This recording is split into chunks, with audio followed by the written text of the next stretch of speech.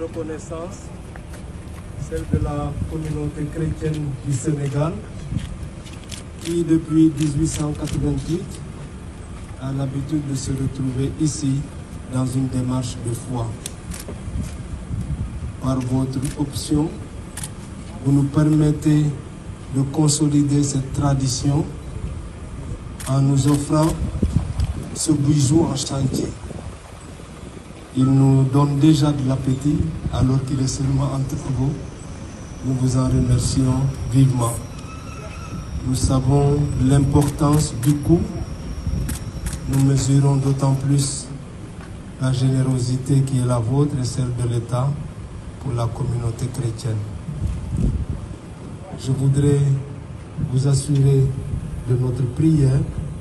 C'est notre manière de vous traduire notre reconnaissance à vous et à tout ce que vous représentez, c'est-à-dire notre pays dont nous sommes fiers d'être des citoyens et où nous voulons aussi assumer pleinement nos responsabilités. Que votre projet de modernisation des cités religieuses se poursuit à travers différentes sensibilités religieuses dans le pays et nos différents sanctuaires diocésains sont aussi compris dans ce programme. Au nom des évêques et des communautés chrétiennes de différents diocèses, je voudrais aussi vous dire toute notre reconnaissance pour ce travail. Nous prions pour vous, pour votre mission, pour vos ambitions. Les besoins ne manquent pas, ils sont immenses. Et quand on a la chance de pouvoir être identifié, on apprécie, puisqu'il y a beaucoup à faire.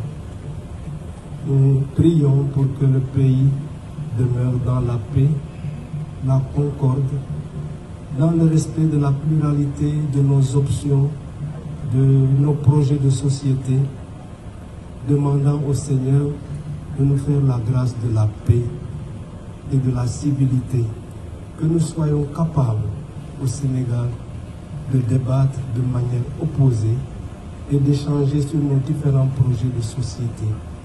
Que cela se passe dans le respect, la civilité et la citoyenneté. Ce pays est le nôtre, il nous appartient à nous tous et c'est ensemble que nous le bâtissons.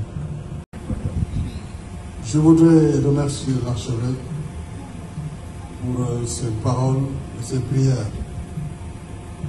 Ma volonté a été, dès le début, de faire construire ce sanctuaire, cette infrastructure sur le sanctuaire marial de Popenguine, qui, comme l'archevêque l'a dit, accueille les fidèles chrétiens depuis 1888. Et il fallait un espace, une esplanade, mais surtout un cœur qui soit à la dimension de l'événement. Évidemment, plusieurs options ont retardé un peu la réalisation, puisque au fur et à mesure des options, vous avez amené finalement à changer de site, mais je pense que cela a été fait pour le plus grand bonheur finalement des fidèles si ce projet arrive à terme. Et je l'ai rappelé récemment lors de l'inauguration de la mosquée de Pau.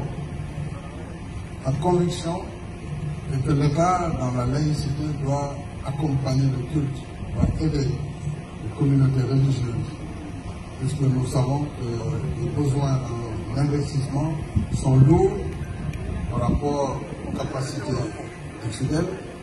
Il est normal que la communauté nationale également prenne